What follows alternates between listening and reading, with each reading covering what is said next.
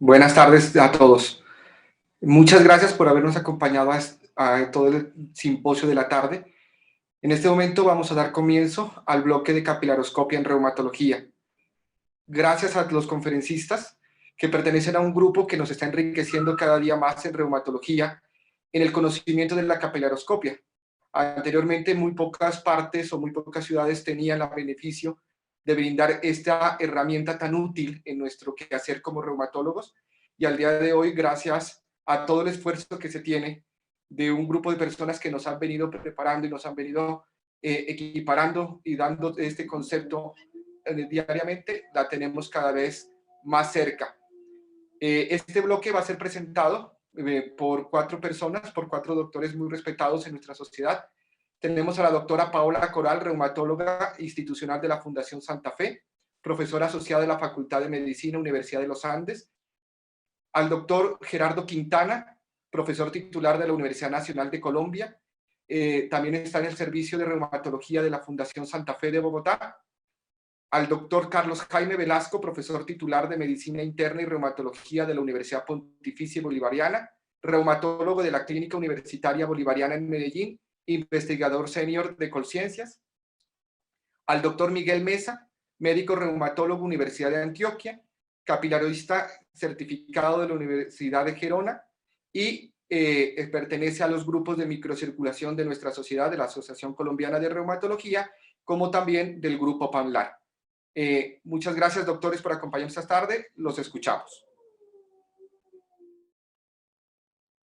Buenas tardes para todos. Quiero agradecer al comité organizador de este undécimo curso de actualización de Asurreuma por invitarnos a mis colegas, la doctora Paola Coral, el doctor Gerardo Quintana, el doctor Miguel Mesa y quien les habla Carlos Jaime Velázquez para compartir con ustedes este bloque de capilaroscopia. Me corresponde hablarles acerca de las generalidades de este procedimiento y los objetivos son entonces definir qué es una capilaroscopia, hacer un breve recuento histórico de este procedimiento, hablarles acerca de los instrumentos que se utilizan para esta técnica diagnóstica y sus correlaciones entre ellos y su utilidad en la práctica diaria, algunas consideraciones técnicas generales para la realización de este procedimiento, cuáles son las indicaciones y finalmente sacar unas conclusiones. Entonces, la capilaroscopia se define como una técnica in vivo que se utiliza un instrumento de magnificación óptica para el estudio de la microcirculación. Normalmente se hacen localizaciones anatómicas donde los capilares terminales toman una orientación paralela a la piel, que los más visibles son la conjuntiva, la región perialveolar y la mucosa labial, y por su facilidad y accesibilidad, los capilares del lecho ungular de las manos es donde la mayoría de las veces se realiza este procedimiento. Hablando de la historia, entonces se remonta la historia de la capilaroscopia a 1663 cuando Kohlhaas utilizó un microscopio primitivo para observar los pequeños vasos sanguíneos que rodeaban las uñas. A mediados del siglo XIX, Giovanni Rasoli mostró una relación entre la conjuntiva inflamada y anormalidades capilares utilizando un lente con aumento y fue descrito como un nudo inextricable de asas capilares. Posteriormente, no fue hasta 1911 cuando al colocar una gota de aceite en la región periungular, se permitió una fácil visualización de los capilares humanos. En 1616 se pudieron hacer una estandarizar la técnica con el microscopio que ustedes ven y se produjeron las primeras imágenes. Y en 1925 ya se habló de una enfermedad específica como esclerosis sistémica, donde se miraba qué anormalidades vasculares estaban en el fenómeno de Raynaud asociado a esta enfermedad. No fue sino hasta 1973 cuando ya se publicaron unos patrones en esclerosis sistémica por la doctora Malik y Leroy, y en 2000 el doctor Mauricio Cútolo redefinió esos patrones de esclerosis sistémica y de progresión en esta enfermedad y que son los actualmente vigentes. También para, obviamente, reiterar dónde estamos mirando, entonces miren que en general los capilares tienen una orientación perpendicular a la piel, pero en el caso del lecho ungular se vuelve una orientación paralela, que es lo que permite la visualización de estos capilares, como les va a mostrar más adelante mis compañeros. ¿Qué instrumentos se utilizan para hacer una capilaroscopia? Entonces hay varios instrumentos que se pueden utilizar, desde un oftalmoscopio que hubiese en general un aumento de 20x, unos lentes de aumento que generalmente tienen 60x, un dermatoscopio utilizado pues con frecuencia en dermatología, que tiene un aumento también similar, un esteromicroscopio que se utiliza en algunas zonas, el microscopio USB y el biocapilaroscopio, que es, digamos, el instrumento que tenemos en el servicio nuestro de capilaroscopio de la Clínica Universitaria Bolivariana en Medellín, donde es un capilaroscopio que tiene un aumento de 200x. Ustedes ven aquel lente, ven el capilaroscopio, lo cual va conectado a un software que permite el almacenamiento de las imágenes y la medición de los patrones y el seguimiento en el tiempo. Aquí les muestro una tabla comparativa, digamos que de las ventajas y desventajas. Hay unas que son, pues, digamos que en general las ventajas de lo más simple a lo más complejo van desde la accesibilidad y el entrenamiento mínimo que se requiere, pero por ejemplo el oftalmoscopio tiene un aumento que se puede hasta de 60x, un ángulo de visión estrecho y no permite el análisis computarizado. Eso en general es común a todos los instrumentos. El dermatoscopio tiene una ventaja que es más portátil, tiene una visión más panorámica, puede modificarse el ángulo de observación, requiere un mínimo entrenamiento, pero tiene el bemol, como muchos de los instrumentos, en que no puede hacerse un análisis computarizado y no se puede hacer una evaluación de los capilares individuales, sino que es una visión más panorámica. El estereomicroscopio, pues digamos que en general permite muchos grados de aumento y una visión panorámica, pero obviamente es, tiene una posición fija que no permite el transporte fácil y también en pacientes con contracturas y tiene que ir un grado de entrenamiento mayor. El microscopio USB tiene un bajo costo, permite un aumento de 200x o incluso más y puede variar el ángulo de observación, tiene una vida media corta, no permite ese análisis computarizado y requiere un entrenamiento. Y el bicapilaroscopio, pues que según los expertos, también el grupo donde nosotros pertenecemos de EULAR de microcirculación, donde se considera el estándar de oro, pues porque permite mirar el patrón general como características individuales, tiene un aumento variable que puede llegar incluso, ya hay lentes de 300x y permite la visión computarizada, la medición de capilares a través de un software y pues, digamos que las ventajas es que tienen un alto costo y requiere un entrenamiento específico. Entonces digamos que este es el panorama visto desde la perspectiva de ventajas y desventajas de la capilaridad. Tratando de mirar qué correlaciones existen entre esos diferentes instrumentos, pues este es un trabajo de nuestro grupo llevado al Congreso Panamericano de Reumatología, hecho por los internistas Johan Gutiérrez y nuestra fellow de reumatología Diana Varela, en los cuales se trataba de mirar qué concordancia había entre este lente, un capilaroscopio 200x y un lente de 60, donde cuando se miraba los patrones desde normal no específico de esclerosis sistémica, había un índice capa de 0.65. Cuando se discriminaba este patrón de esclerosis sistémica en temprano, activo y tardío, como lo van a ver más adelante, una correlación de 0.7, y cuando ya se miraban solamente los patrones de esclerosis sistémica, había una correlación cercana al 57%. Entonces, digamos que es una correlación aceptable en 230 capilaroscopias entre el estándar de oro y el lente de X. También desde 2001 se publicó este trabajo donde se trataba de mirar la correlación entre oftalmoscopio y microscopio, donde en general es muy buena para mirar sobre todo megacapilares, áreas avasculares, tortuosidad, y había una correlación importante para el diagnóstico para diferenciar si es un fenómeno de reino primario o secundario. Entonces, digamos, para los fines que se vaya a utilizar, si sobre todo es para mirar hallazgos macro y hacer un diagnóstico grande diferencial de primario y secundario, pues la correlación en general es buena. También este es un estudio brasileño en el cual se comparaba la estereomicroscopio con la videocapilaroscopia y encontraron una concordancia intra e interobservador bastante alta, que en todos los casos, mirando estos patrones individuales, eh, que ya los van a ver, eh, tiene una correlación que supera el 90%. Lo otro es también un instrumento que se utiliza sobre todo por dermatología. Miren aquí como se vería una imagen de una capilaroscopia normal en el dermatoscopio y en el videocapilaroscopio y cómo sería un patrón de esclerosis sistémica en este caso, donde hay una visión panorámica y digamos que aquí las correlaciones son un poco más bajas entre la inter y observador, sin mucho cambio realmente si el médico es un médico general o es un médico especialista. Entonces, esa es digamos que tiene una correlación aceptable y me permite hacer un análisis panorámico básico de si el fenómeno de Raynaud es primario o secundario. Entonces, hasta este punto, lo que tenemos es que las, eh, los diferentes instrumentos de recolección para hacer capilaroscopia tienen sus ventajas y desventajas. De pronto con grandes ventajas diferenciadoras, la posibilidad de almacenar imágenes, hacer un análisis computarizado a través de un software y hacer un seguimiento de la videocapilaroscopia, pero en general cuando se va a utilizar en la práctica diaria cualquier otro instrumento, uno puede tener un diagnóstico grande de algunos sesgos capilaroscópicos y poder diferenciar de una manera en general global cuando un fenómeno de Raynaud es primario o es secundario. ¿Qué consideraciones técnicas tiene este procedimiento? Pues debe hacerse una temperatura entre 20 a 22 grados centígrados. El paciente tiene que estar en reposo por lo menos 15 minutos. En el caso pues, de la videocapilaroscopia, el paciente no debe exponerse a temperaturas extremas ni lavarse las manos previamente para evitar fenómenos de vasoconstricción y debe evitar manipularse la cutícula entre 15 días a un mes previos al procedimiento, lo que permite hacer una visualización adecuada de los hallazgos que se pretenden evaluar.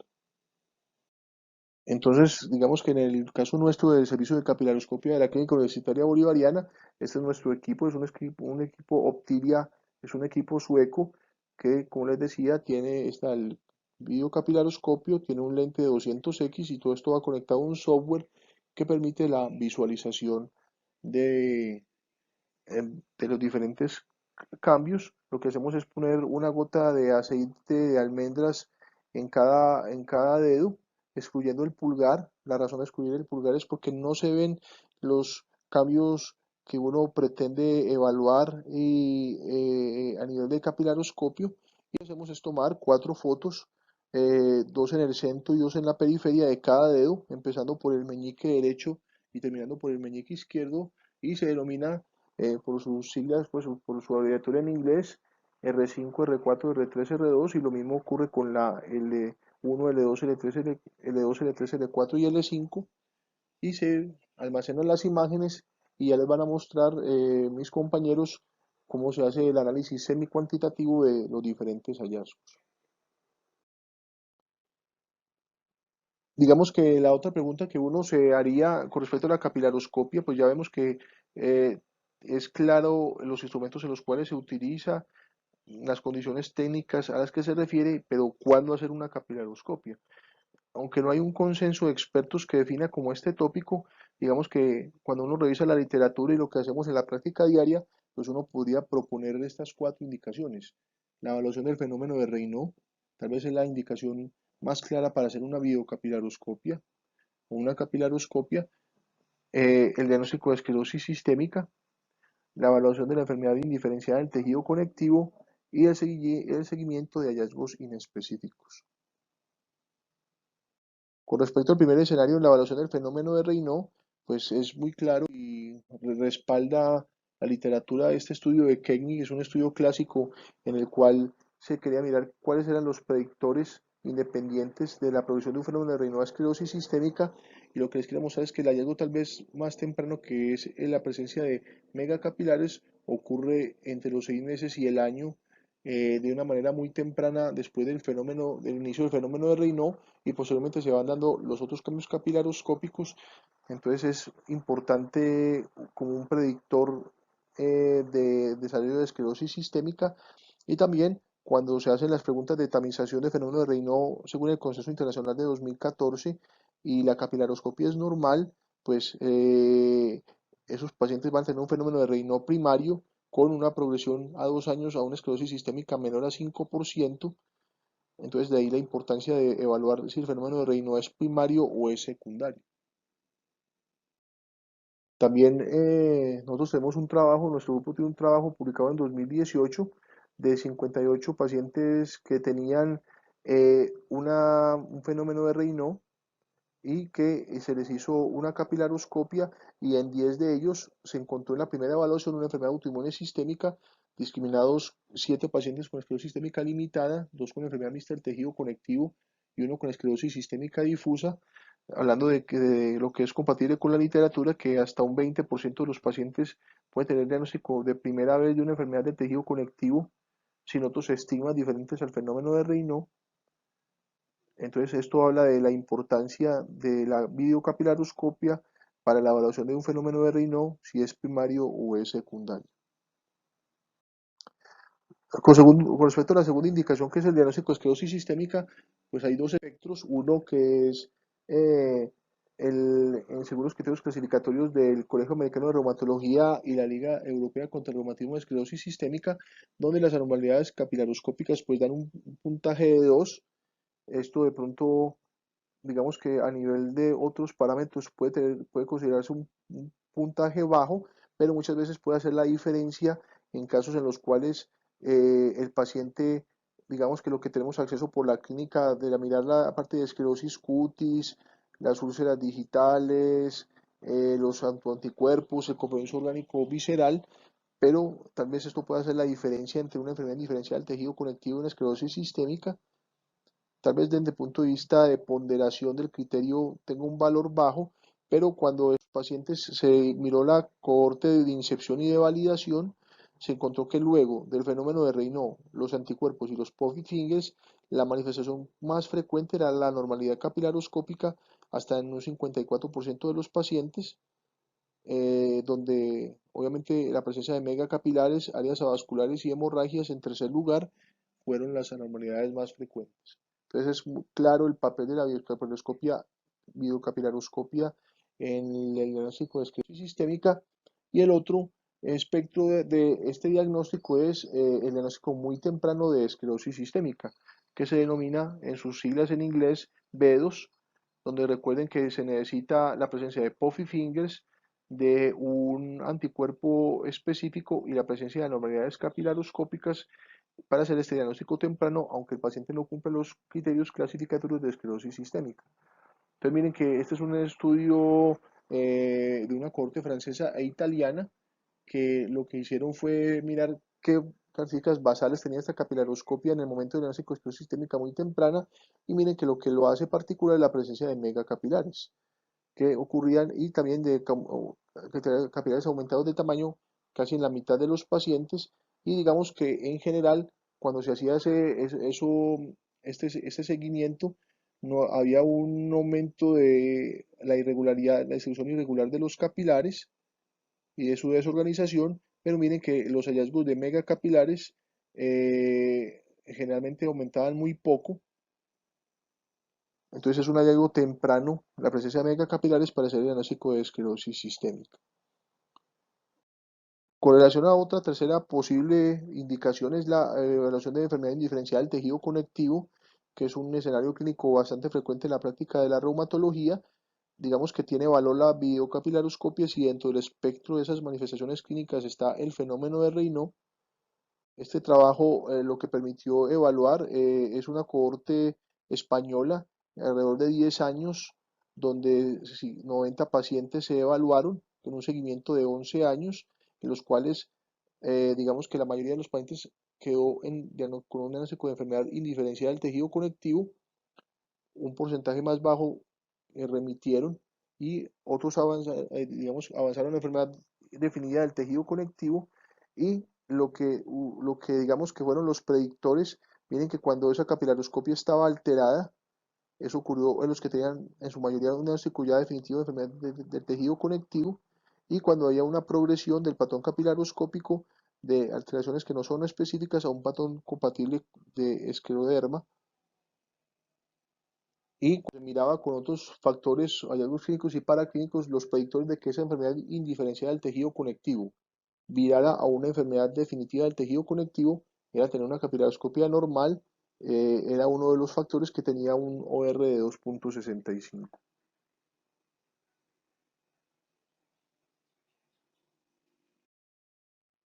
Con respecto a los hallazgos inespecíficos, Entonces también este es un trabajo de Francesca Igiennoli en Milán, donde ella quería construir un modelo en los cuales el paciente tenía a 5 años, donde un paciente tenía fenómeno de Raynaud y que a 5 años hubiera un viraje a una enfermedad del espectro de esclerosis sistémica, y lo que encontró es que la presencia de megacapilares y de microhemorragias con los HRs que ustedes ven, 2.64 y 2.33 respectivamente, lograron predecir esa transición. Entonces, esto es claro, lo que digamos que hacemos por protocolo y lo que sugiere el grupo de expertos de microcirculación del eular es que en general uno hace un seguimiento capilaroscópico cuando son hallazgos inespecíficos de semestralmente a lo largo de 2 años.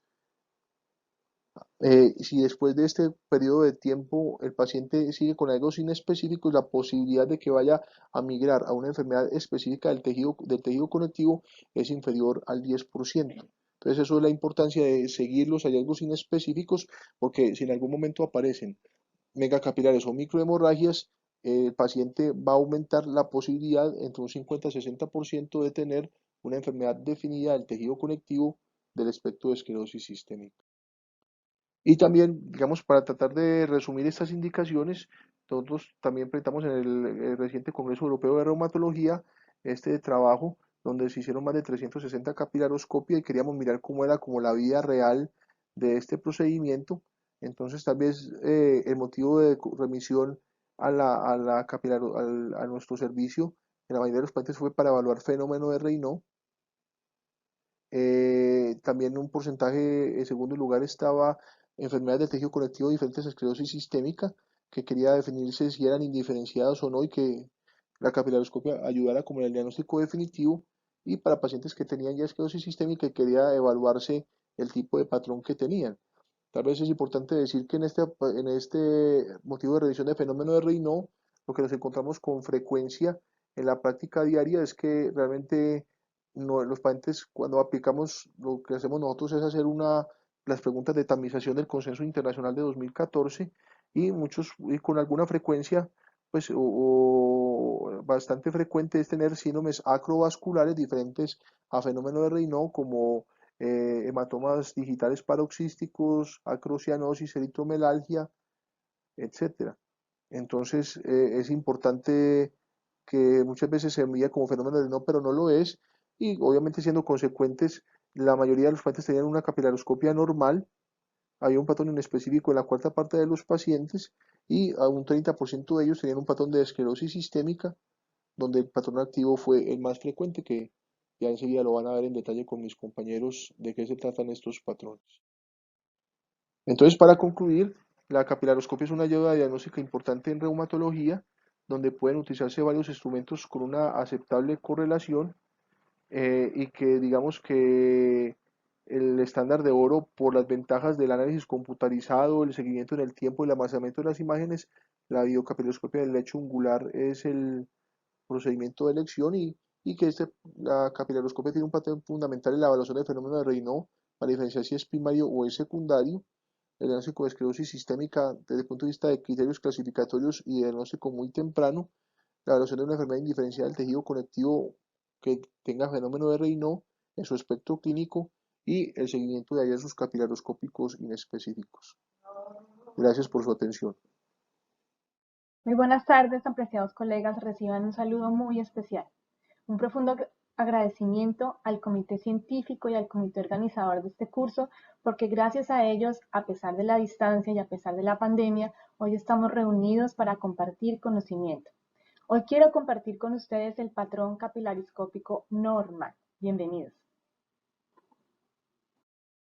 En un sujeto sano, los capilares del lecho ungueal son relativamente homogéneos en su distribución y su forma. Esta es la forma característica de nu o forma de horquilla que tienen los capilares del lecho ungueal. Las características morfoestructurales de los capilares ungueales tienden a permanecer constantes a través del tiempo en los individuos sanos. La morfología de los capilares y la arquitectura del lecho microvascular ungueal puede prestar un amplio rango de variaciones individuales y también pueden estar influenciados por algunos factores muy puntuales, como factores constitucionales, factores ocupacionales, edad, sexo, raza y las diferencias locales en los diferentes dedos examinados. La arquitectura normal requiere que las dimensiones y la densidad de las asas capilares se evalúen en promedio, porque pueden haber diferencias entre diferentes dedos de una misma mano de un mismo sujeto. Es por eso que podemos encontrar algunas alteraciones morfológicas sin que éstas impliquen algún contexto patológico. A continuación les mostraré las características morfoestructurales más importantes del lecho ungueal. La longitud. Es una medida muy variable y es una medida que no siempre es fácil de tomar. Esta medida va desde el ápice del capilar hasta la base del plejo venoso subpapilar, que como les mostraré más adelante, muchas veces no es visible en la mayoría de los pacientes examinados. Podemos encontrar muchas variaciones en la longitud dependiendo del dedo examinado. Por ejemplo, los capilares del dedo índice se ven cortos y el plejo venoso subpapilar se observa en un porcentaje menor de personas, mientras que en el cuarto y el quinto dedo estas asas se ven mucho más largas y el plejo venoso es mucho más visible. El diámetro de los capilares. Para poder determinar el diámetro de un capilar se tienen varias medidas. La primera es la rama aferente o arterial del capilar, que es generalmente estrecha en comparación con la venosa, que es la eferente. Y después se toma una medida que es el ancho total del capilar. El diámetro del asa arterial o el asa aferente va de 6 a 19 micras, mientras que la del asa venosa va de 8 a 20 micras. La venosa es mucho más ancha, con una relación de 2 a 1. El total normal del diámetro de un capilar es considerado entre 35 y 40 micras y se habla de dilataciones en el patrón normal que no superen las 50 micras. La densidad capilar es una de las medidas más comúnmente registradas y es un marcador fundamental del compromiso vascular. ¿Cómo se determina la densidad? Por el número de capilares en la fila distal en 1 milímetro del campo examinado. Recordemos que el número de capilares reducido es un marcador muy temprano de compromiso vascular en enfermedades del tejido conectivo como esclerosis sistémica en su patrón temprano. Por eso la densidad es un patrón morfológico muy importante en el reporte de una biocapilaroscopia. Como estamos hablando de un patrón normal, tengamos en mente que lo reportado por las diferentes series de casos que analizan los patrones normales en cuanto a densidad es un promedio de 9 a 14 capilares por milímetro, encontrando 1 a 3 capilares en cada papila. El plejo venoso subpapilar es una gran red de vasos que se encuentra lejos de las filas proximales de los capilares. Es fácil de visualizar solamente en la tercera parte de los individuos. Su visibilidad depende del nivel de transparencia en la piel, el cual, por ejemplo, puede ser mayor en niños que en adultos y también en personas de raza caucásica. Tiene apariencia de una gran red de vasos y estos vasos son de gran calibre en comparación con el calibre de los capilares y tiene su eje mayor generalmente perpendicular a los capilares. Es muy importante siempre tener en cuenta los factores que pueden afectar los hallazgos en una capilaroscopia. Por ejemplo, las mujeres presentan mejor visibilidad porque la piel es mucho más delgada y transparente que los hombres. Pacientes no caucásicos pueden tener alteraciones de la visibilidad por los depósitos de melanina. El tipo constitucional también es un factor importante. En pacientes obesos hay una dificultad en la visualización de los capilares debido al depósito de tejido adiposo. Y en los pacientes extremadamente delgados se observa un patrón pálido e indefinido. Siempre debemos interrogar la ocupación de nuestros pacientes o de los pacientes examinados, ya que se puede con algunas ocupaciones, sobre todo que generen trauma repetido y constante, puede haber una alteración en la forma, distribución y tamaño de los capilares. También se ha demostrado que personas en contacto con sustancias como el benceno pueden presentar alteraciones en la microvasculatura. Y algunos hábitos muy comunes, como el manicure y la onicofagia, pueden producir a la capilaroscopia la visualización de microhemorragias, arquitectura irregular y la forma no elongada de los capilares, sino en forma de coma de los capilares. Aquí tenemos, por ejemplo, una capilaroscopia de un paciente no caucásico, en el cual observamos una disminución de la visibilidad del plejo venoso subpapilar por el depósito de melanina.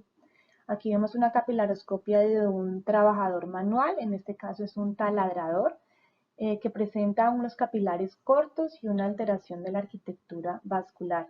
Este es un paciente que estuvo expuesto a benceno durante varios años y observamos tortuosidades, dilataciones, microaneurismas y otras alteraciones en la microvasculatura. Esta es una capilaroscopia de un guitarrista en la cual observamos microhemorragias y obviamente esas microhemorragias no tienen un contexto patológico, sino es traumático. Igual ocurre con una paciente que recientemente estuvo expuesta a un manicure y también observamos microhemorragias que son consecuentes a trauma. Por esta razón, una de las indicaciones previas a la realización del examen es que el paciente no se haya realizado manicure por lo menos 2 semanas antes del examen para evitar este tipo de artefactos. La edad es otro factor muy importante a tener en cuenta. En niños, la morfología capilar es generalmente menos uniforme que en el adulto. Se observa una disminución de la densidad capilar y el plejo venoso subpapilar tiende a ser más visible debido a la transparencia de la piel. La forma típica del asa capilar en U solamente se observa a partir del segundo año de vida del niño. Los adultos mayores. En esta población es mucho más difícil de determinar el patrón normal capilaroscópico debido a los hallazgos normales del envejecimiento a nivel vascular. Sin embargo, podemos detectar aumento en el diámetro de los capilares y aumento en el número de tortuosidades. Esto podría explicarse por la disminución del gasto cardíaco y el aumento de la resistencia vascular periférica, lo que se conoce como una microangiopatía senil. Aquí por lo menos vemos unas dilataciones casi aneurismáticas en los vasos sanguíneos y probablemente los adultos mayores estén asociados a otras comorbilidades vasculares como hipertensión, diabetes, lo que aumenta mucho más la posibilidad de tener alteraciones no relacionadas con enfermedades autoinmunes a nivel vascular. El plejo venoso subpapilar en estos pacientes es mucho más visible debido a que la piel en estos pacientes es mucho más delgada. En sujetos sanos es frecuente encontrar algunas anormalidades morfológicas y desde que estas no sean frecuentes, sino más bien aisladas, no representan un contexto patológico. Las más frecuentemente encontradas son los cruces, las tortuosidades, las dilataciones y la neovascularización. Todos estos hallazgos pueden ser definidos como no específicos y deben ser considerados como normales. La definición de normal o anormal depende en gran medida del número de los hallazgos inusuales. Por ejemplo, un capilar aislado elongado en su contexto normal del paciente debe ser considerado como inusual, pero no patológico, especialmente en ausencia de indicios clínicos de patología. Aquí observamos la morfología normal de un capilar. Este es un capilar en U o en forma de horquilla. A continuación vamos a ver los diferentes tipos de morfología capilar sin que éstas correspondan a patrones patológicos. Tenemos un asa con un cruce, tenemos un asa con 2 cruces, un asa con múltiples cruces, un asa en arbusto y un asa serpenteante. Estas son las diferencias morfológicas capilares que podemos encontrar en sujetos sanos y que difieren un poco de la forma usual en forma de U o de horquilla de los capilares, pero que no representan un patrón patológico. Las tortuosidades son otra forma capilar que se pueden encontrar en pacientes sanos y que su presencia en una capilaroscopia no representa patología. Pueden ser simples o múltiples. Aquí, por ejemplo, observamos una tortuosidad en clave de sol. Aquí observamos una tortuosidad con forma de cuerno. Aquí observamos una tortuosidad en glomérulo y aquí una tortuosidad en forma de trébol. Es muy importante tener en cuenta que podemos encontrar los capilares en forma de U o en forma de horquilla, las tortuosidades múltiples o sencillas y los cruces, ya sean simples o compuestos. Y estas 3 formas no representan ningún tipo de patología, son considerados dentro del patrón normal capilar.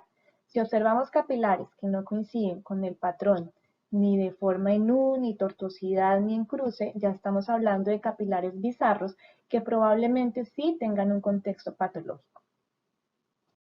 Las dilataciones son otras alteraciones morfológicas que podemos encontrar en pacientes sanos.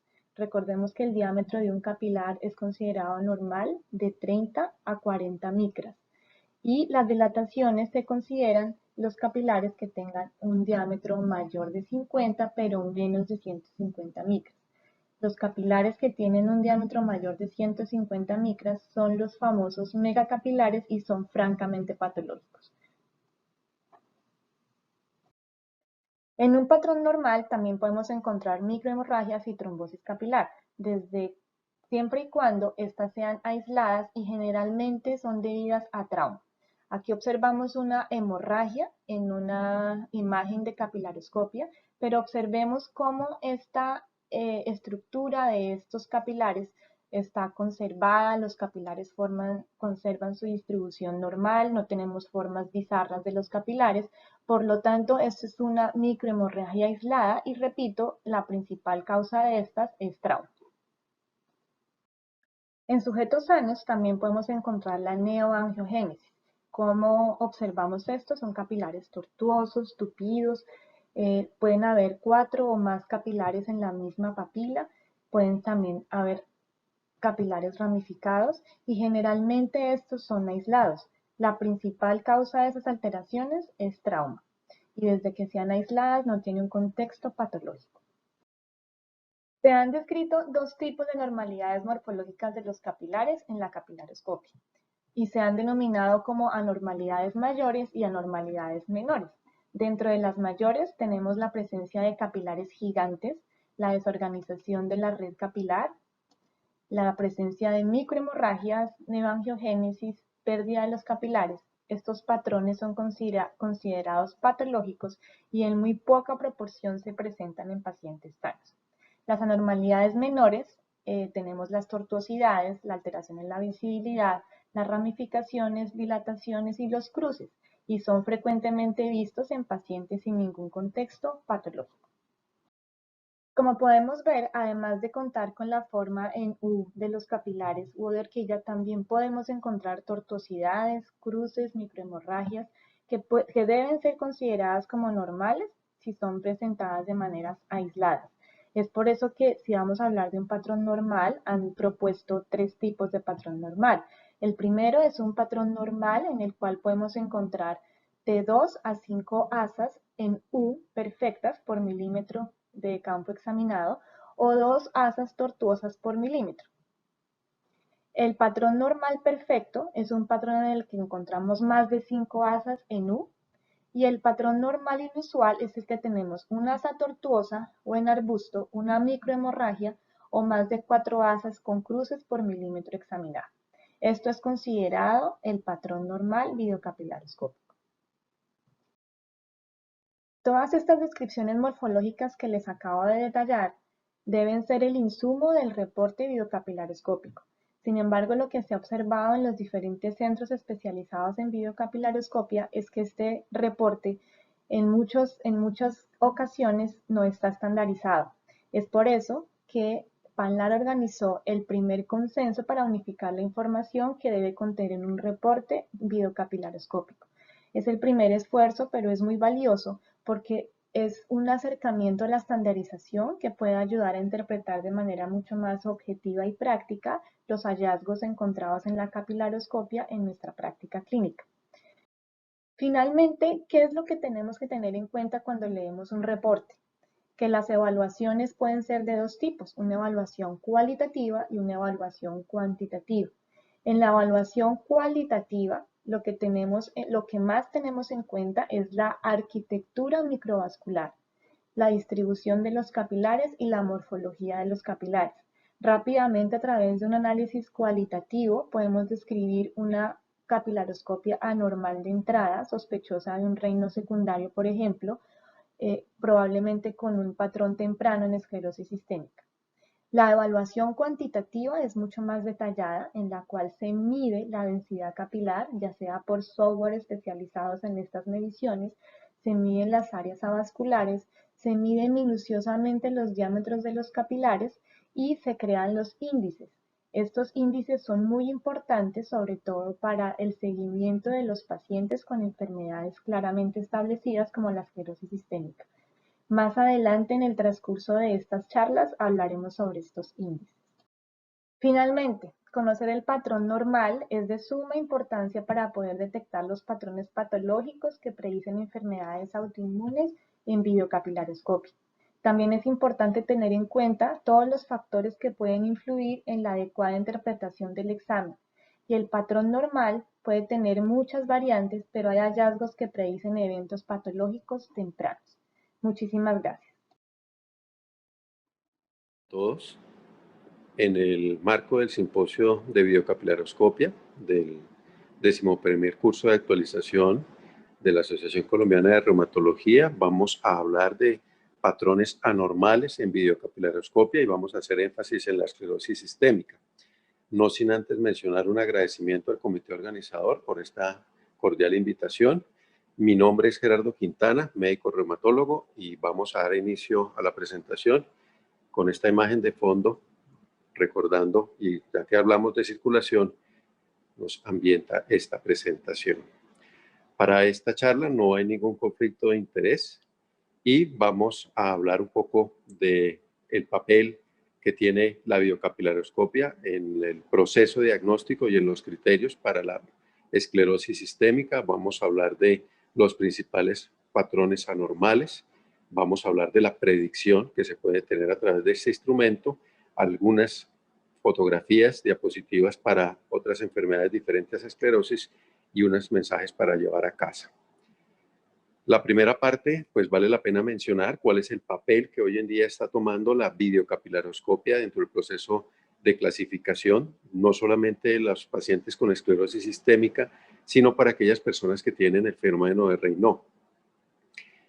Estos criterios clasificatorios que fueron ya hace alrededor de una década lanzados por Eustar, Jeroen Aguada y sus colaboradores hicieron esta propuesta que hoy en día se ha venido ya catalogando como unos criterios de enfermedad muy temprana, muestran que en aquellas personas que tienen un fenómeno de Raynaud, dedos en salchicha y unos anticuerpos antinucleares se consideran como banderas rojas y estos pacientes de manera mandatoria deben tener una realización de capilaroscopia y unos anticuerpos antinucleares. De encontrar los positivos, estos pacientes ya se clasifican como una enfermedad muy temprana y se deben realizar imágenes y pruebas de funcionalidad para, en caso de encontrar algún compromiso visceral, hacer un tratamiento específico para estas enfermedades o complicaciones.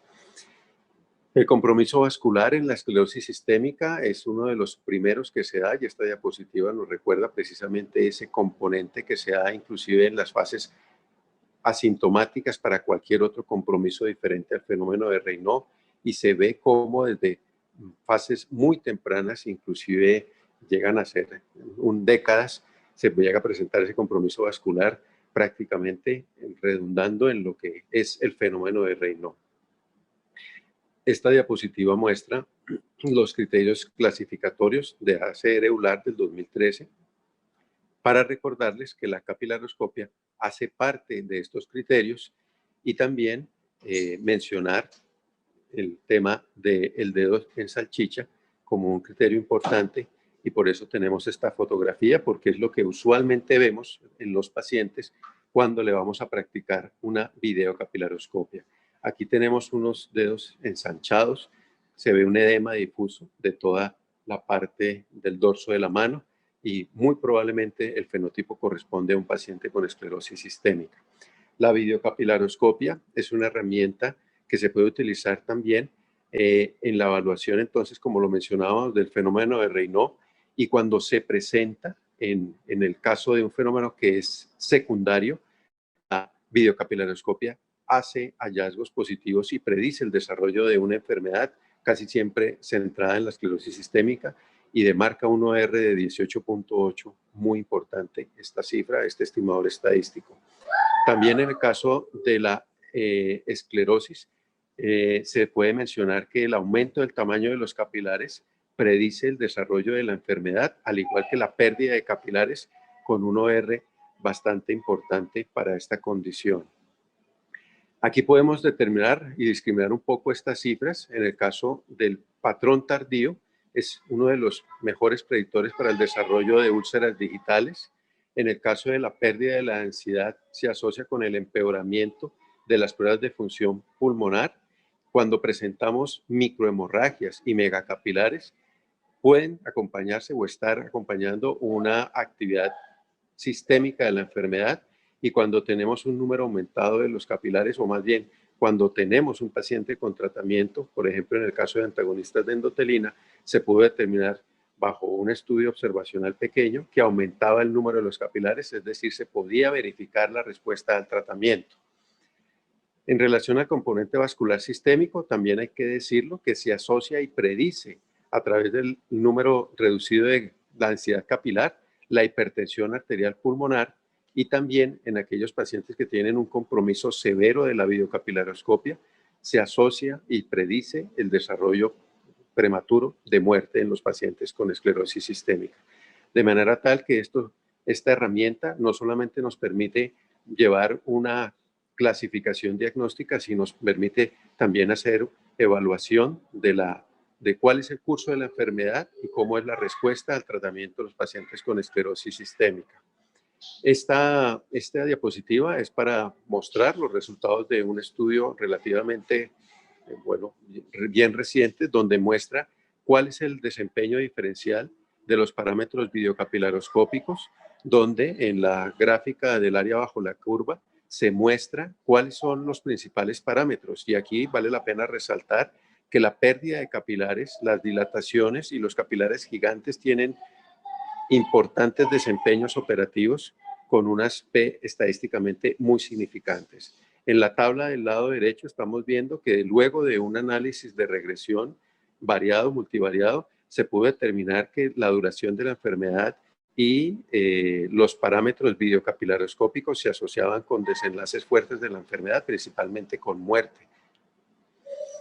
Siguiendo entonces con los patrones vistos en la videocapilaroscopia, vamos a entrar a mirar cuáles son los hallazgos que más frecuentemente se ven, y es importante mencionar que aquí tenemos el famoso fenómeno de Raynaud, y hacemos una parte y un llamado de atención porque es importante que los pacientes se clasifiquen adecuadamente, es decir, si tienen un verdadero fenómeno de Raynaud. Hay que mencionar que muchas veces cuando nos enfrentamos a realizar una videocapilaroscopia, los pacientes llegan con el rótulo de fenómeno de Raynaud, pero no es un verdadero fenómeno. De manera tal que es importante tener en cuenta que se debe acompañar de las fases que componen a este fenómeno de Raynaud, y siempre importante mencionar que el fenómeno de vasoespasmo, que se traduce con una palidez, siempre debe estar presente para que este sea el componente que, digamos, que lanza el fenómeno de Raynaud. Puede estar acompañado de la acrocianosis y del fenómeno de vasorreactividad con el color rojo que lo acompaña.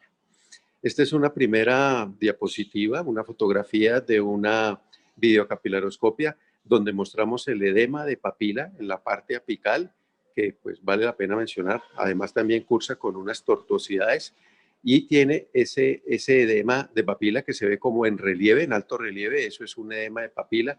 Y en la parte basal también se puede mencionar, también se puede caracterizar un edema que altera la visibilidad del plejo venoso subyacente. Entonces, allí no se visualiza nada, no es que se vea de manera regular, pero sí se alcanza a insinuar, y aquí, dado el gran edema, no estamos viendo pues ninguna forma del plejo venoso subcapilar.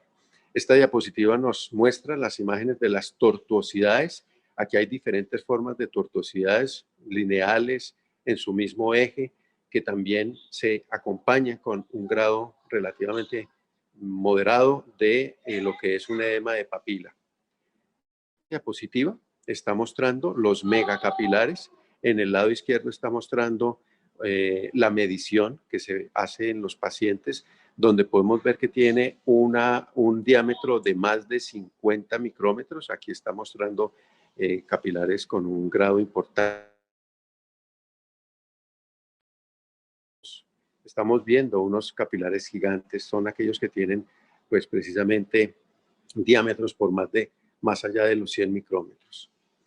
Esta diapositiva nos muestra las microhemorragias. En el lado izquierdo vemos el mallado o encadenamiento de perlas, como lo llaman característicamente, Y en el lado izquierdo estamos viendo también una imagen de microhemorragia muy característica de la esclerosis, como son la microhemorragia en sombrero napoleónico, así lo han descrito. Estas formas de microhemorragia son muy características de la esclerosis sistémica. Aquí mostramos entonces una magnificación de un par de megacapilares para hacer entender que es importante hacer la medición desde el extremo del asa aferente hasta el otro extremo de la asa eferente. Esa es la que compone la medición que se debe hacer y esta es la que, para categorizarlo como megacapilar, debe tener más de 50 micrómetros. Aquí tenemos un acercamiento también de unas microhemorragias donde podemos ver cómo ellas emergen de unos capilares que están colapsados y además pues se acompañan de un encadenamiento de microhemorragias y que van dejando pues esa señal a través del tiempo y que son las verdaderas microhemorragias, para diferenciarlas de las microhemorragias traumáticas que se ven tal vez aisladas con una coloración mucho más oscura y que pues es lo que nos permite diferenciarlas. Aquí tenemos pues un resumen de lo que llevamos y un par de hallazgos adicionales. En la parte A está el capilar elongado. En la figura B tenemos un megacapilar. En la figura C tenemos las microhemorragias. Y en la parte D y E, unos hallazgos que no habíamos mencionado. En la parte D, lo que se conoce como una pérdida de los vasculares o zonas avasculares. Y en la zona E, unas ramificaciones que también tienen diferentes formas que de pronto vamos a mencionar un poquito en detalle.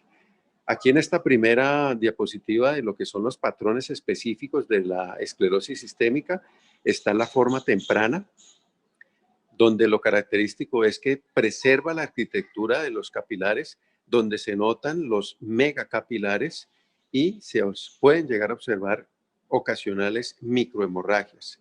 Ese es el hallazgo característico de la fase temprana de la esclerosis sistémica. Este es un paciente de la vida real que nos ha visitado en la fundación, donde vemos precisamente megacapilares. En el lado izquierdo se puede ver un megacapilar muy bien caracterizado y en el lado derecho de la diapositiva se observa pues un edema de papila acompañado de varios megacapilares con una preservación en la densidad capilar. Este es el patrón activo de la enfermedad, donde vemos precisamente la gran cantidad de microhemorragias, que es lo que caracteriza el patrón activo de la enfermedad. Estamos viendo diferentes formas o diferentes estadios del patrón activo de la esclerosis sistémica.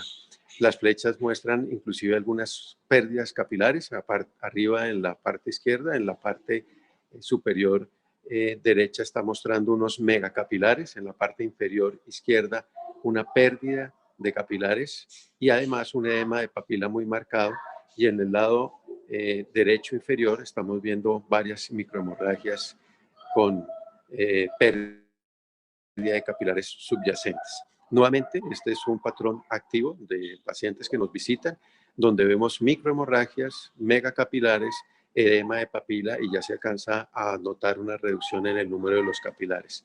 En la parte derecha se observa bien al extremo derecho pues una microhemorragia con lo que se conoce el signo de la fumarola, que es digamos el camino que va dejando esa microhemorragia que ha venido saliendo de un capilar que ha sido colapsado y que ha sangrado. Este es el patrón tardío, donde vemos varias características importantes. Lo primero es que hay una pérdida de la arquitectura usual de lo que es el hallazgo normal de un campo de la microcirculatura. Se observan en el lado inferior izquierdo pérdida de los capilares con zonas avasculares y además hay una neovascularización con una formación de capilares aberrantes. Eso es lo que estamos tratando de señalar allí. En la parte superior derecha se observan dilataciones con capilares ramificados, que también es una de las formas que se puede notar. Y abajo a la derecha, pues ya hay una forma completamente perdida, donde no se observa ningún tipo de arquitectura en estos capilares. Esta es nuevamente una imagen donde muestra la arquitectura de una paciente con pérdida completa del lecho vascular, donde hay zonas completamente avasculares con un capilar aberrante, tal vez con forma megacapilar, y en el lado derecho, pues para mostrar que a veces se encuentran zonas completamente avasculares con zonas que vuelven a tener una zona más vascularizada, pero con los mismos hallazgos de característicos de la esclerosis sistémica. Vamos a hablar un poco de lo que se puede llegar a hacer de predicción con la videocapilaroscopia. Vamos a hablar entonces en una primera parte de lo que son las predicción de las úlceras digitales. Y aquí tenemos entonces esta imagen para tratar de explicar cómo se puede obtener el índice de riesgo de úlceras digitales. Lo primero que hay que tener en cuenta es que se debe hacer un conteo del número de capilares que se tiene, ese conformará el denominador. El número de megacapilares es el que va a conformar el numerador junto con la medición de la dilatación más grande que tenga ese megacapilar o esos megacapilares. Entonces aquí las flechas muestran 5 megacapilares y esos 5 megacapilares están mostrando además un diámetro, el de mayor diámetro que tenemos es el de 82 micras. Entonces aquí lo que hacemos es una multiplicación de 5 por ese 82 y lo vamos a dividir por el número de capilares del campo, que son 5 al cuadrado. Esa entonces es la, digamos, la cálculo aritmético que tendríamos, que nos da 16.4.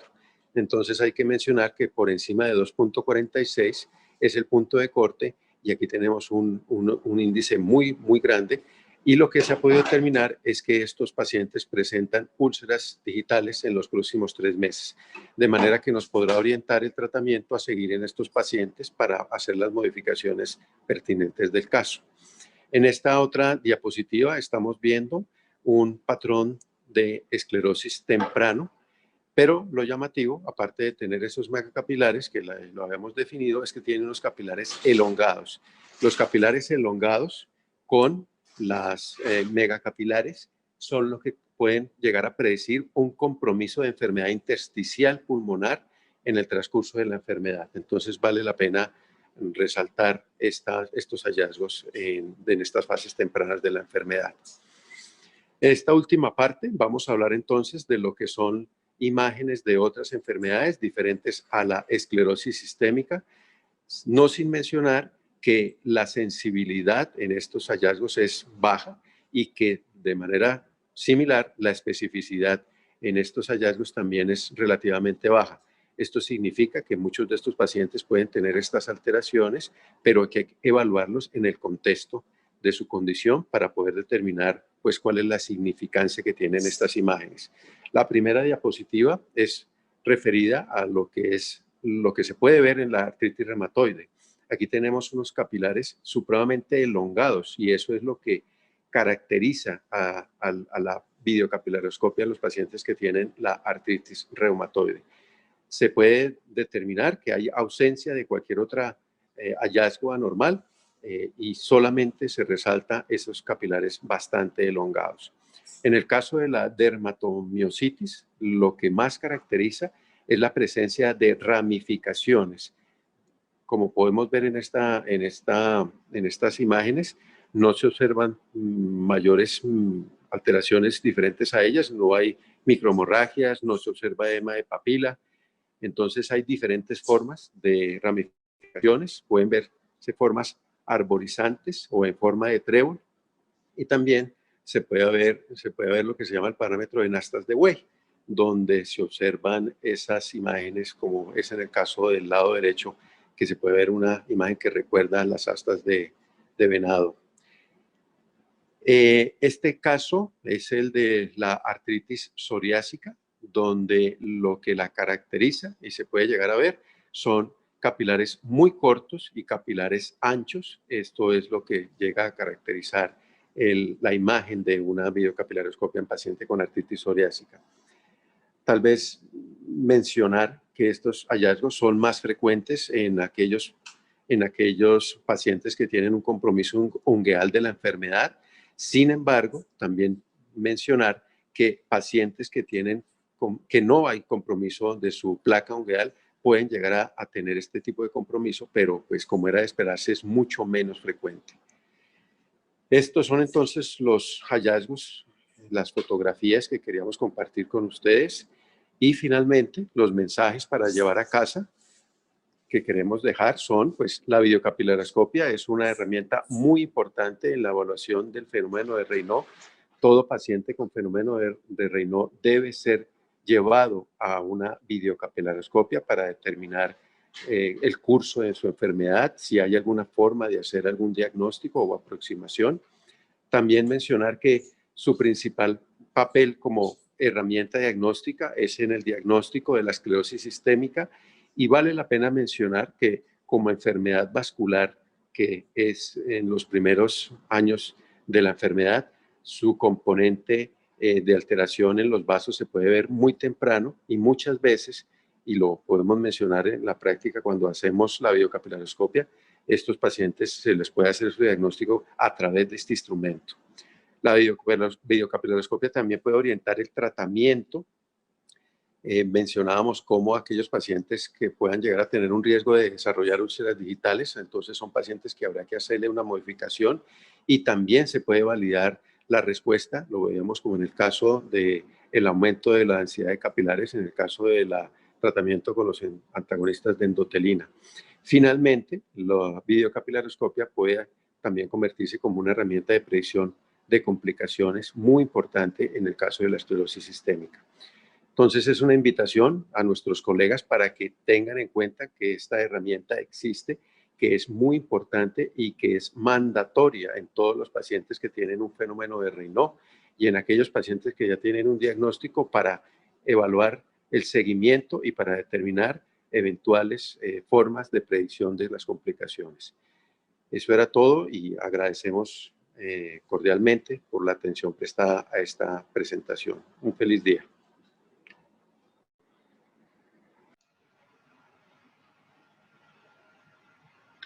Muy buenos días para todos.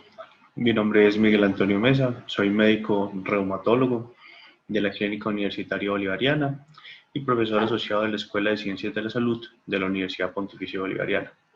Es para mí un placer darles la bienvenida a esta charla desde la virtualidad, esperando podernos ver pronto para compartir como amigos en la asociación. La presente charla la vamos a dar con énfasis en una aplicación práctica de la videocapilaroscopia en el día a día del quehacer reumatológico.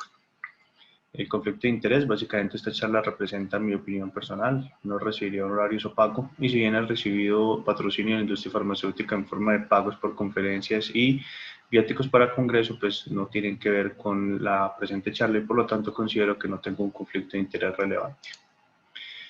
¿El objetivo cuál es? El objetivo va a ser brindarles una herramienta rápida para que el reumatólogo no experto pueda detectar un patrón de esclerosis sistémica y hacer un pequeño entrenamiento o un taller que les permita reforzar este conocimiento. Básicamente, este es el artículo del que vamos a sacar los datos. Este es un algoritmo que se llama un algoritmo rápido para diferenciar el patrón de esclerosis sistémica del patrón no de esclerosis sistémica y tiene como función dar en un entrenamiento corto al médico no experto en capilaroscopia las herramientas para reconocer este patrón. Lo más importante es que sabemos que la capilaroscopia ha ganado peso en los últimos años. De hecho, ya hace parte de los criterios de clasificación de 2013. Y uno pudiera debatir si van a ganar más peso posteriormente porque realmente como examen es un examen casi que patognomónico cuando se encuentra un patrón capilaroscópico típico. Hace parte fundamental también de otros criterios como el criterio de la esclerosis sistémica muy temprana y lo que nos demuestra también la diferencia que hay en el peso de ambos criterios. En el uno es necesario para el diagnóstico de esclerosis, en el otro, o sea en los criterios de 2013, da un puntaje menor. También es importante saber que la definición de una capilar mayor a 50 micrómetros como un capilar tipo megacapilar, hay muchas definiciones, gigantes y todo, pero vamos a utilizar el término megacapilar, que es el término correcto. Entonces sabemos que los estudios originales de Maric demostraron que un capilar mayor a 47 micrómetros tenía una especificidad del 97% para detectar esclerosis sistémica. Y por eso el doctor Mauricio Cutolo, que es, digamos, que el padre de la capiloscopia moderna, lo definió como un capilar gigante. Hay otros estudios que ha sacado la doctora Trombetta y el doctor Zulli como parte del grupo del doctor Cutolo, en el que se ha demostrado que capilares mayores a 30 tienen un alto riesgo de progresión a un patrón de esclerosis sistémica y por lo tanto podrían hacer parte de un patrón que se está definiendo, que es un patrón muy temprano. El grupo de estudio de la microcirculación, que es el grupo que ellos están liderando, es un grupo que se creó en EULAR, que está dedicado al estudio de la microcirculación en las enfermedades reumáticas. Se ha creado en 2014 y tiene dentro de sus funciones la nomenclatura y la clasificación. Normalmente realizan un curso bienal en Génova y en ese curso fue donde se desarrolló este algoritmo. Básicamente, pues estos son el salón del hotel donde se realiza este congreso y simplemente vemos cómo ellos lo que hicieron fue una comparación, tanto con los expertos, con el coeficiente de Cohen, como entre todas las personas con el coeficiente de la ITT-kappa. Este es el algoritmo, vamos a verlo muchas veces durante la charla, les pido el favor de que me tengan paciencia porque es la única forma en que vamos a poder realizar el proceso de entrenamiento. Y básicamente tenemos dos categorías grandes. La primera regla es si el paciente tiene menos de si el paciente tiene más de 7 capilares, no hay gigantes, entonces no hay un patrón de esclerosis sistémica. Pero si el paciente tiene una densidad reducida marcada, igual o menor a 3 capilares, o si hay gigantes, el paciente tiene un patrón de esclerosis sistémica. En todos los otros casos, como en los casos en los que esto no se cumpla, el paciente pertenecerá a la categoría 1, es decir, el patrón no es esclerosis sistémica. Hay que aclarar, por supuesto, que en la clasificación capilaroscópica oficial existen múltiples patrones, como el patrón normal, el patrón inespecífico y el patrón de esclerosis sistémica, que se puede subdividir a su vez en temprano, activo y tardío. Y algunos patrones que no han sido bien caracterizados y que si bien existen, digamos que no está muy claro en la literatura cuál es su uso, que es el patrón similar a la esclerosis sistémica. Pero en este algoritmo, como tiene como función poder proveer a la persona una estrategia rápida para clasificar, digamos que solamente tiene en cuenta una clasificación dicotómica en patrón esclerosis sistémica o patrón no esclerosis sistémica. Es muy importante que este algoritmo no es para diagnosticar esclerosis sistémica, es para reconocer el patrón de esclerosis sistémica, que es algo distinto, aunque puede ser en ocasiones similar desde el punto de vista práctico, pero no siempre es equivalente. Simplemente para que ustedes vean, ellos hicieron una medición de concordancia y se demostró que las personas que asistían, sin importar si eran novatos con experiencia moderada o con experiencia alta, de sea más de 5 años en capilaroscopia, tenían una excelente concordancia en las 2 veces que se hizo la medición de este algoritmo. Vamos a definir algunos términos de glosario, algunos términos básicos. Aquí tenemos simplemente que ustedes pueden observar, tenemos los capilares que se miden son los capilares de la última línea de capilares, ahí se hace el conteo y se hace la medición, normalmente se utiliza la técnica de los tercios, ahí podemos ver cómo entre las líneas moradas está la división de los tercios, en el tercio superior se tiende a ver las hemorragias, en el tercio medio el conteo de capilares y las morfologías de los capilares, y en el tercio inferior el plexo venoso, que para funciones de este algoritmo no tiene mayor importancia. La otra cosa es que los capilares deben ser capilares homogéneamente dilatados y estos capilares que son homogéneamente dilatados son capilares que deben medirse en la parte apical idealmente y que se pueden clasificar si tienen menos de 20 micrómetros, entre 20 y 50 micrómetros como un valor inespecífico o si tienen mayor de 50 micrómetros como un megacapilar o un gigante.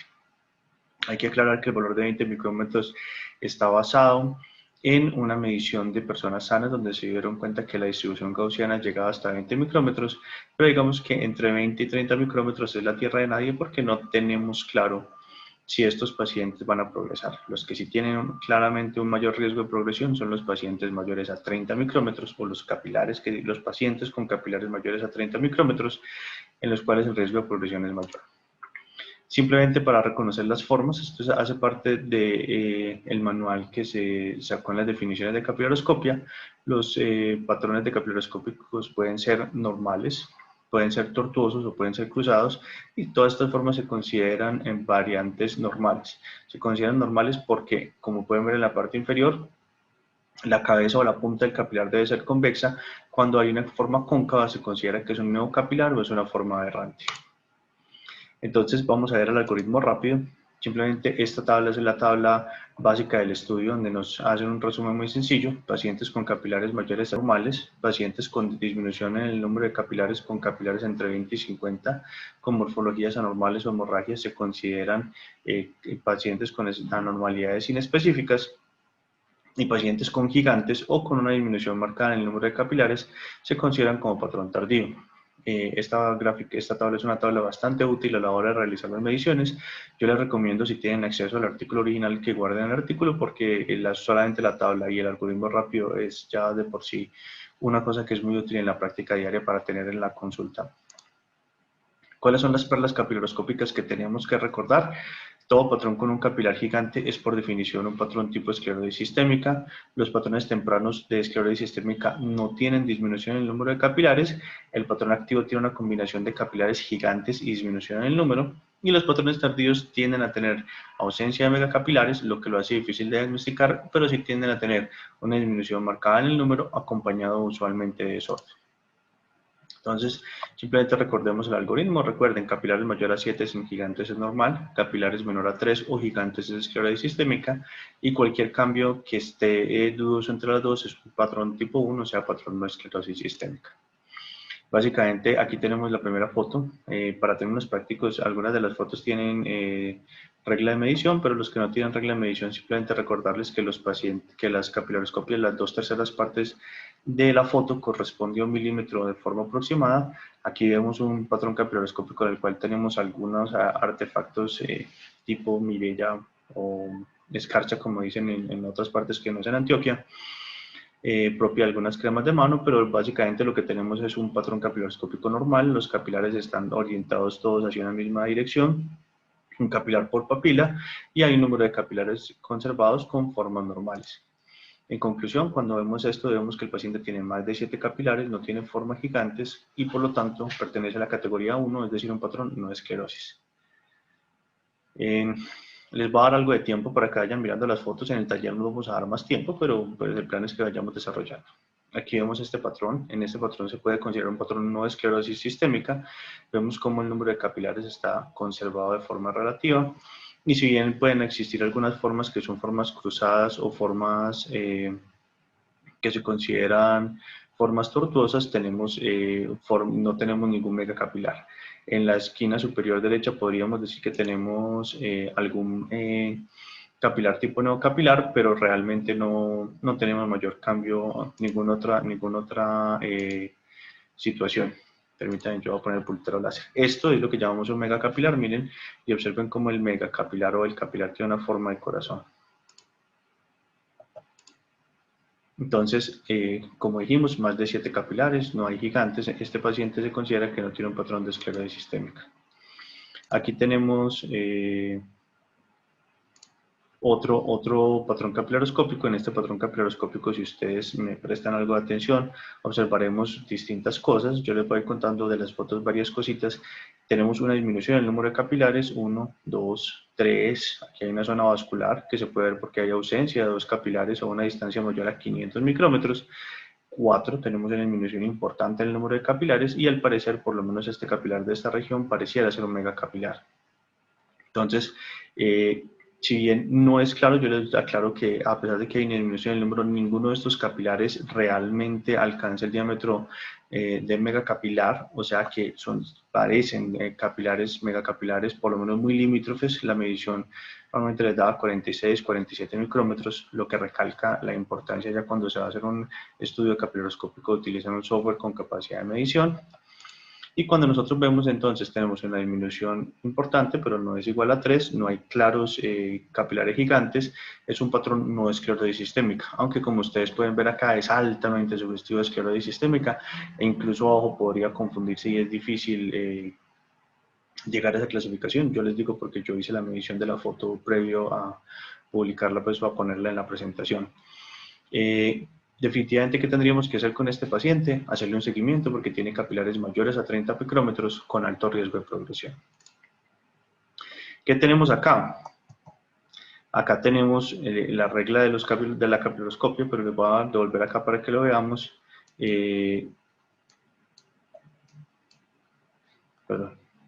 Aquí tenemos, por ejemplo, observen cómo aquí tenemos unos capilares, 1, 2, 3, 4, 5, 6, 7 capilares, y tenemos algunas formas aberrantes. No es claro si esto es un neocapilar o no, esto que tenemos acá, si es un neocapilar o no, y tenemos algunas hemorragias. No podríamos decir que es un patrón tipo esclerosis sistémica, pero ya de entrada podemos definir este patrón como un patrón inespecífico. Entonces, capilares mayores a 7 sin gigantes es la categoría 1, no esclerosis sistémica. Con respecto a este, les voy a dar un tiempo para que ustedes miren, pero básicamente aquí tenemos prácticamente 4 capilares en toda la foto con un megacapilar. Aquí también tenemos esta bruma que se ve entre los distintos capilares, que es el edema pericapilar, y algo pareciera ser de fibrosis alrededor, que es como esta imagen como en vidrio ilustrado que está encima. ¿Cuál es la conclusión? Pues tenemos un megacapilar. Simplemente con documentar un megacapilar ya tenemos un patrón de esclerosis sistémica. ¿Qué tenemos acá? Acá tenemos más o menos lo mismo. Tenemos 1, 2, 3, 4, 5 capilares en 1,5 milímetros. Más o menos en 1 milímetro tendríamos 3 o 4 capilares. Entonces este es un patrón que tiene aproximadamente 4 capilares con una zona vascular, y con megacapilares es un patrón tipo esclerosis sistémica. Entonces, miren lo fácil de la regla. Es una regla que es básicamente muy intuitiva. Este es un patrón distinto. Observen acá cómo tenemos 1, 2 y prácticamente tenemos un par de zonas vasculares gigantes que comprometen acá un aspecto muy grande. E incluso acá pareciera que la parte distal está completamente desprovista de capilares, o una forma que se llama una desertificación. Si nosotros fuéramos a aplicar el algoritmo, tendríamos solamente 2 capilares, que son capilares con formas raras, formas anormales, formas bastante rocambolescas. Y lo que llegamos a la conclusión es que, si bien no hay gigantes, hay una disminución marcada en el número de capilares, lo que nos lleva a configurar un patrón de esclerosis sistémica. El problema del patrón tardío es ese, que posiblemente los patrones tardíos puros sin megacapilares pueden a veces confundirse con patrones inespecíficos, y hay que tener mucho cuidado para no caer en un error de clasificación. Ahora vamos a hacer los ejercicios prácticos. Les va a dar más o menos 20 segundos por foto. El propósito es que ustedes me definan si el paciente tiene esclerosis sistémica o si no tiene esclerosis sistémica en el patrón. Aclaramos en el patrón, y pues voy a hacerles algunas discusiones. Yo lastimosamente, pues digamos que cuando realicé la charla la había diseñado para que lo pudiéramos hacer de forma interactiva. Sé que no la podremos hacer de forma interactiva en este momento, pero en todo caso quedamos pendientes, o quedo atentos si ustedes tienen alguna duda o algún concepto que quieran debatir. Entonces les voy a poner la foto 1. Permítanme un segundo, yo utilizo aquí el cronómetro para que podamos mirar bien las... Denme un segundo, yo saco el cronómetro. Muy bien. Ahora sí, muchachos, entonces vamos a empezar. Les voy a dar 20 segundos por foto. Así la foto parezca muy intuitiva, prefiero darles 20 segundos por foto, una pequeña discusión de los hallazgos, y después de eso ya procedemos.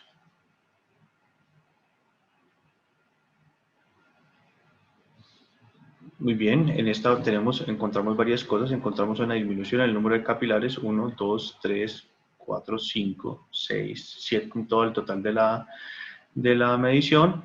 Y aquí observamos una discreta niebla que se ve como un edema pericapilar, y casi la totalidad son megacapilares. Observen cómo hay una dilatación homogénea que es mayor a 50 micrómetros, e incluso se observa el flujo de los eritrocitos, y las irregularidades como en la permeación del rojo es por las formas de los eritrocitos que están pasando.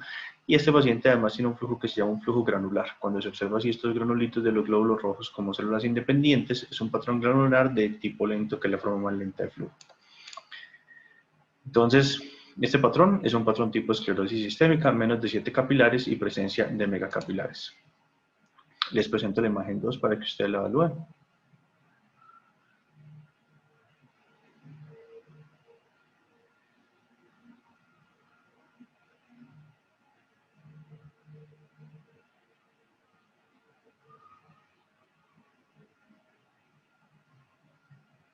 Muy bien. Tenemos, como ustedes pueden ver acá, algunas alteraciones. No pareciera haber un edema, pero sí hay una disminución en el número, 1, 2, 3, 4, 5 más o menos. No tenemos ningún megacapilar, a pesar de que podemos tener algunas formas que pudieran considerarse anormales como la que tenemos aquí enfrente. Entonces este es un patrón que, aplicando el algoritmo, tendríamos que decir que es un patrón tipo no esclerosis sistémica. En este caso tenemos menos de 7 capilares por milímetro y tenemos ausencia de megacapilares y más de 3 megacapilares. Les presento esta foto.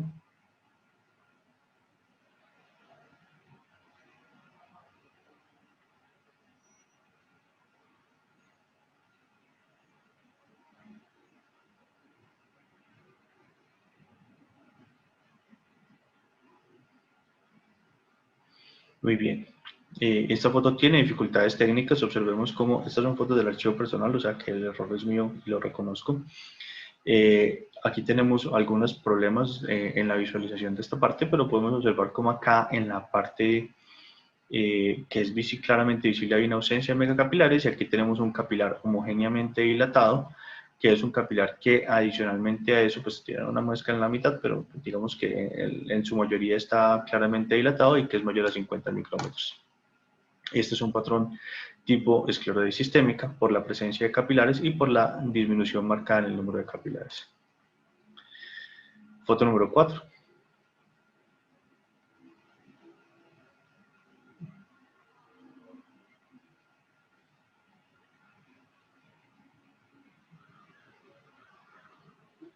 Esta foto pues ya la habíamos visto, si ustedes lo recuerdan, aquí tenemos los megacapilares, la disminución del número y lo que pudiera ser una hemorragia que está iniciando de forma incidental. Tenemos megacapilares con menos de 7 capilares por milímetro, en este caso tenemos un patrón de esclerosis sistémica. Esta es la foto 5.